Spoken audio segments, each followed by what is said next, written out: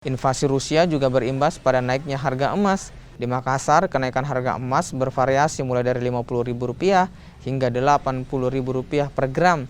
Pemilik toko emas Maranu mengatakan selain pengaruh tingkat suku bunga, kenaikan harga emas juga dipengaruhi konflik Rusia dan juga Ukraina. Harga emas 22 karat dijual dengan harga di atas Rp600.000 hingga Rp700.000 per gram.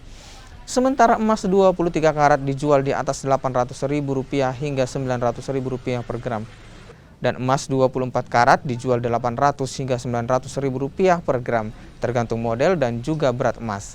Naiknya harga emas juga berimbas pada menurunnya omset penjualan. Sekarang ada naik, ya efek dari ini Rusia dengan Ukraina itu ada naik 30 sampai 50 ribu per gram. Ini kalau 23-nya kenanya 8 lebih sampai 9 lebih, kalau 22 kena 6 lebih sampai 7 lebih. Itu kapan mulai naiknya? Sudah 2 minggu. Oh, sudah 2 minggu. Dari sudah ada isu-isunya sampai terjadi perangnya itu tambah naik tiap hari.